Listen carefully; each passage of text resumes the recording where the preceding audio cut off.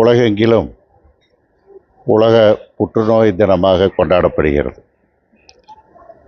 அதை புற்றுநோய் தினமாக கொண்டாட வேண்டாம் என்று கருதி அதிலிருந்து மீண்டு வந்தவர்கள் சர்வைவர்ஸ் டேவாக ராயல் கேர் மருத்துவமனை வளாகத்தில் ஒரு ப்ரோக்ராம் ஆர்கனைஸ் பண்ணி அவர்களுடன் கலந்துரையாடி அவர்களை மகிழ்விக்க வேண்டும் என்ற கருத்தில்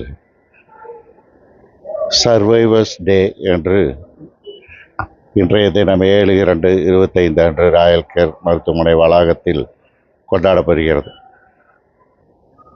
அது எங்கள் தலைமை புற்றுநோய் மருத்துவர் சுதாகரின் விருப்பமாகவும் இருந்தது. அவர் பல ஆயிரம் பேரை குணப்படுத்தியதற்காக அவர்களை எல்லாம் அழைத்து அவர்களுடன் கலந்துரையாட வேண்டும் என்று விரும்பினார். அதனால் இந்த ப்ரோக்ராம் ஆர்கனைஸ் செய்யப்பட்டது. மிகப்பெரிய அளவில் சர்வைவர்ஸ் வந்திருக்காங்க. 2 பேச்சாளர்கள் வந்திருக்கிறார்கள். அதை ரசித்து கேட்டார்கள். அந்த வகையில் நாங்கள் மிகவும் மகிழ்வாக இருக்கிறோம்.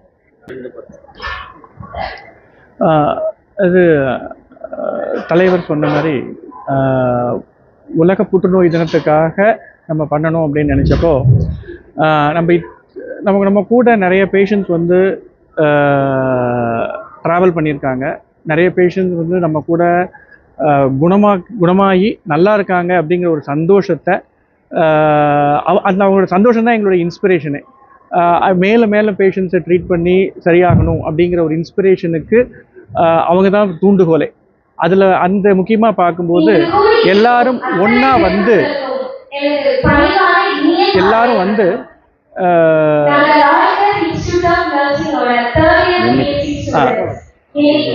எல்லாருமே சேர்ந்து இந்த வேர்ல்ட் சர்வைவர்ஸ் டேக்கு வந்து ஒன்றா அவங்க சேர்ந்து இருக்கும்போது அவங்க வந்து சந்தோஷப்படுத்தி, எப்பவுமே பேஷண்ட்ஸ் வரும்போது ஹாஸ்பிட்டலுக்கு வரும்போது ஒரு இறுக்கமான மனசோடு வருவாங்க. அது சரியானதுக்கப்புறம் அவங்களுக்கு ஒரு சந்தோஷத்தையும் அவங்க முகத்திடக்கூடிய சந்தோஷத்தையும் நாங்களும் பகிர்ந்துக்கணும், அவங்களோட சேர்ந்து ஒரு குடும்பமாக அந்த சந்தோஷத்தை பகிரணும் அப்படிங்கிறது தான் இந்த சர்வைவர்ஸ் டேவோட முக்கியமான குறிக்கோள். கேன்சருடைய அவேர்னஸ் அப்படின்னு பார்க்கும்போது இப்போ முதல்ல வந்து ஆரம்ப காலத்திலேயே டிடெக்ட் பண்ணுறது, அதாவது சீக்கிரமாக கண்டுபிடிச்சோம்னா அதை குணப்படுத்துறதுக்கான வாய்ப்புகள், நம்மளுடைய டிடெக்ஷன் அப்படின்னு வரும்போது ஆரம்ப காலத்தில் கண்டறியும் போது நமக்கு குணமாகறதுக்கான வாய்ப்புகள் ரொம்ப அதிகம். அந்த அவேர்னஸ் வந்து இப்போ நிறைய ஸ்ப்ரெட் ஆகிட்டு இருக்கு. நிறைய ஸ்க்ரீனிங் ப்ரோக்ராம்ஸ், நிறைய விஷயங்கள் நடந்து ஆரம்ப காலத்தில் நிறைய பேரை கண்டுபிடிக்கிறோம்.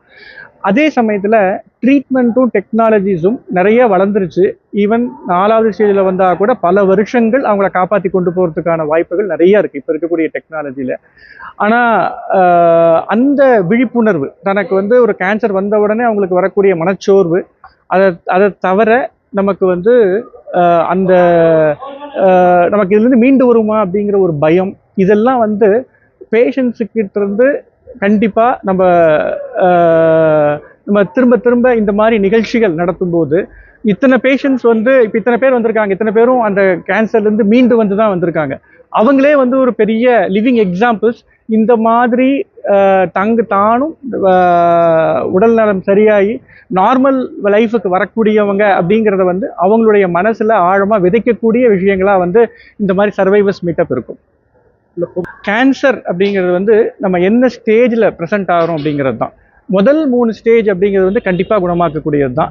4வது ஸ்டேஜில் தான் நம்ம வந்து கட்டுப்படுத்துறது அப்படிங்கிற ஒரு விஷயத்துக்கு போவோம்.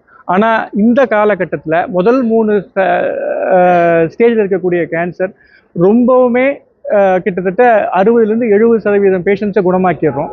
அதை தவிர 4வது ஸ்டேஜில் வந்தால் கூட நம்மக்கிட்ட இருக்கக்கூடிய மருந்துகள் மூலமாகவும் மற்ற ரேடியேஷன், சர்ஜரி, இந்த டெக்னிக்கல் அட்வான்சஸ்னாலையும் அவங்களுடைய லைஃப்பை வந்து குவாலிட்டி ஆஃப் லைஃப், அதாவது வந்து இப்போ மருந்துகளுடைய சைடு எஃபெக்ட்ஸ் வந்து ரொம்ப கம்மியாக ஆரம்பிச்சிச்சு.